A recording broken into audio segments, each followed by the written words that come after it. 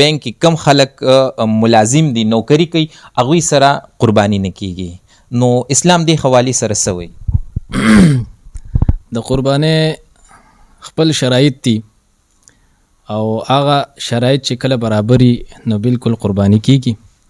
په هغه شرایطو کې د ټولو نه یو شرط دا دی چې کم شریکداري یا کوئی انسان په خپلم قرباني کوي نو مین اهم شرط ولدا دی چې دا موحدین وي، معاهد وي، مشرک نه.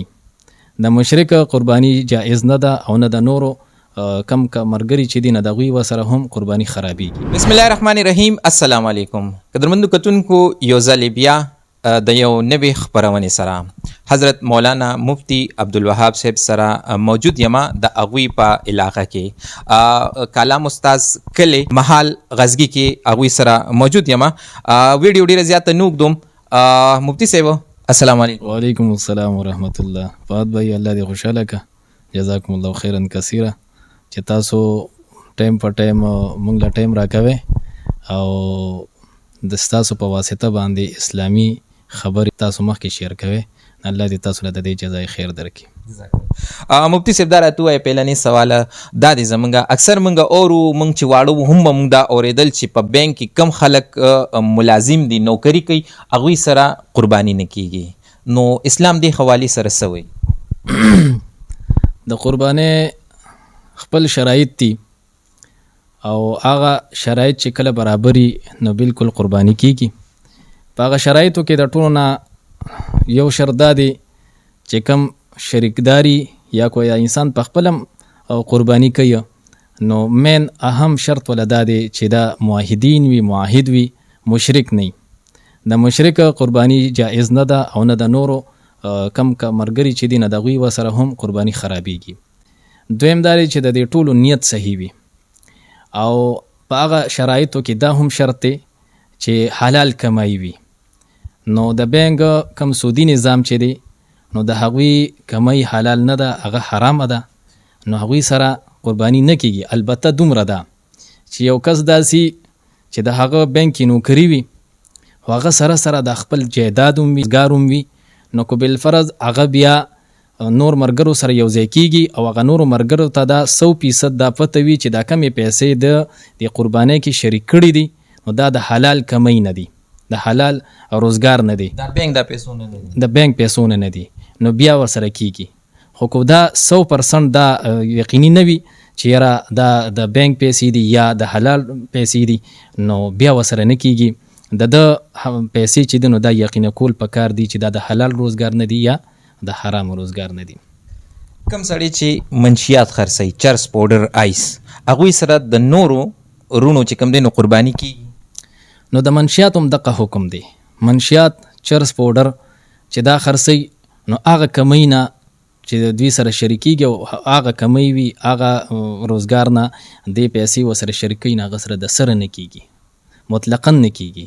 خو که بالفرض د هغه حلال کاروبار هم وي او هغه پیسې روړي او د کې دوی سره شریک نو بیا ورسره کیږي. خو بیا هم په دې کې احتیاط دا دی چې داسې کسانو نه ځان ساتل پکاري. مفتی صاحب، قرباني په کم څاروي باندې کیږي، په کم ځناور باندې کیږي او د هغې چې کم اندام برابر وي چې په هغه قربانۍ ته چې کم دی برابر وي؟ قرباني ګډه، بیزه، غوا، میخه او دې باندې قرباني کیږي. د ګډې دپاره، بیزې دپاره کال شرط دی او غوا میخې دپاره 2 کاله شرط دی او اوښ چې دی نو هغه دپاره 15 کاله شرط دی. دا د عمر مقدار دی. البته د ګډ باره کې دا راځي، ګډ شو یا ګډه دغه باره کې دا دي که بالفرض د هغه عمر 6 میاشتې وي خو هغه د کال برابر څاروي سره مقابله لري، مقابله ساتي نو هغه باندې هم قرباني کیږي. نور د دین علاوه چې څومره حیواناتو باندې چې کم قرباني کیږي کو یو ورځ کم هم وي هغه باندې قرباني نه کیږي.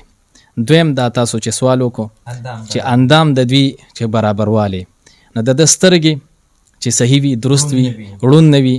دریمه حصه دغه رنګې د غوږونه، د خپې، د ښکر برابري او د خپو باره کې بیا علماو دا لیکلي دي چې یاره دې داسې تک کوي چې دا څلورم خپل لګولی شي بیا پې قرباني کیږي، خو چې بالکل لګولی نشي معذوره وي نغه باندې قرباني نه کیږي. یا ښکر داسې چې هغه مات شوي او داسې مات شوي چې دغه اثر په دماغ باندې غورځېدلی وي نو هغه باندې هم قرباني نه کیږي. او که اثر نه وي غورځېدلی او هسې مات شوي لږ نه خیر دغه باندې بیا قرباني کیږي. مفتی صاحب اکثر بعضې خلک څاروي راولي د هغې اکثر لکې کټ شوي وي لنډه وي او لکې کټ شوي وي نو هغه هم ضروري دی چې هغه برابر وي.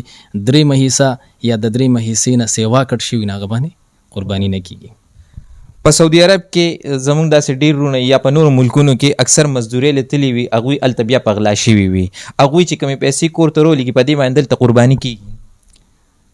سعودي کې مثال په طور د هغوی ویزه خرابه شوي یا د اقامې مسله وي یا غیر قانوني وي په هر صورت باندې نو شرعاً هو بیا هم نه دي پکار ځکه چې دا د ذلت او د بېعزتۍ سبب ګرځي.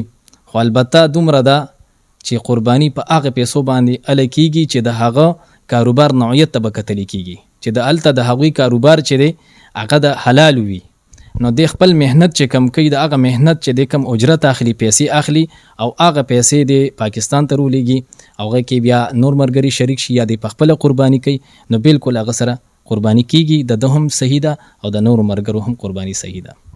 مفتی صاحب د یو ښځې خاوند وفات شوی د هغې د خاوند روزګار پاتې شوی دی نو هغه زنانه قرباني کولی شي؟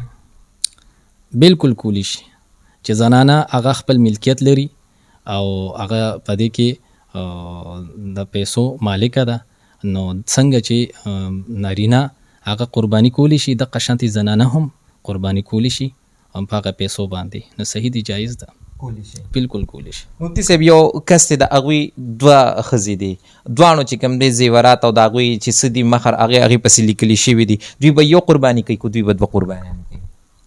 نو دواړه چې دی زیورات دي د هغوی نو ځان له حکم دی ځکه چې څنګه د دوی مهرونه ځان له دي نو دغه شانتي چې د دوی نصاب هم برابر دی نو په هر بیبي باندې د باقاعده قرباني واجب ده لازم ده چې کله نصاب ته رسي. مفتی صاحب په ټیک ټاک باندې یا په فیسبوک په لارې باندې یا په یوټیوب باندې چې کوم سړی ډېرې پیسې ګټي د علما کرامو د هغوی شکلونه روانوي په هغې باندې د علما کرامو پسې کنځلې کوي. نن سبا موږ وګورو نو قاید جمعیت مولانا فضل الرحمن صاحب پسې یا شیخ صاحب پسې د هغوی تصویر څوک چې کوم دی پوسټونه کوي نو په دغه چې کومې پیسې راځي نو په هغه پیسو باندې قرباني دې سره د نورو خلکو بیا شریکوالی کولی شي او کیږي قرباني؟ کم سوال تپوس چې تاسو کو دا ډېر اهم دی.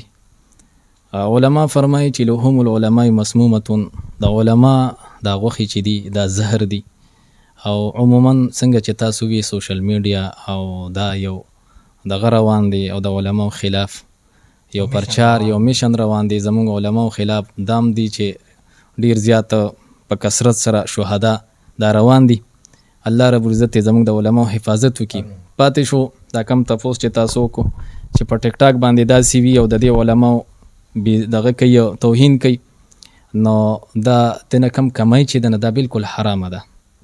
کو دغه کمای نه دی دا پیسې دغه پیسو باندې چې دی قرباني کوي د خپلم قرباني نه کیږي او دغه شانتي د سره چې کم مرګري شریکيږي دغه قرباني نه کیږي او عالم هر مکتب فکر دغه توهین نه دی پکار کو هغه جمعیت علما اسلام والا وي کو هغه اشاعت توحید و سنت والا وي او کو هغه هر مکتب فکری نو د هغه توحید نه دی پکار عزت پکار دی. اختلاف راځي د علما خپل منځ کې اختلاف دی نو اختلاف د حدودو د نن کول پکار دی او ساتي عوام له خلاص سره اړه پکار نه دی. کوئی اعتراض هم وي ناګه د توهین په صورت باندې نه وي هغه د پوهې په صورت باندې وشي نو زم چې هغه د انسان لپاره ډیر بهتر دی دنیا او آخرت د دې د بهترې ذریعہ ده. نن سبا په سوشل میډیا باندې یو کلیپ چلیږي چې چا سره ټچ موبایل هغه هم قرباني کوي کو هغه انډرایډ وي کو آیفون وي د حواله سره علما فرمای چې هر هغه سیز چې هغه د ضرورت کو هغه گاډي وي کو هغه موبایل دی نو دا حاجت اصلیه کی راځي نو کو هغه قیمتي وي او کو هغه درمیانه وي او کو هغه کمزوري وي نو د سره د قرباني نصاب سره تعلق نشته. البته دومره ده چې یو کس داسې دی چې د ضرورت نه علاوه هغه سره ګران موبایل دی او هغه چې بیا راغون شي نو نصاب ته رسي لکه آیفون شو یا داسې نور، خو د ضرورت نه علاوه د سره سیوا پروت دی نو بیا بالکل د باندې قرباني واجبه ده، د باندې قرباني لازمه ده، خامخا به دې قرباني کوي. مفتی صاحب یو جهان مننه، الله هم خوشحاله که چې تاسو ته موږ سوالات درکو، تاسو په هغې باندې موږ ته جوابات راکې او هغه زموږ مسلمانان رونه ووري او هغوی ته ډېر خیر میلو شي.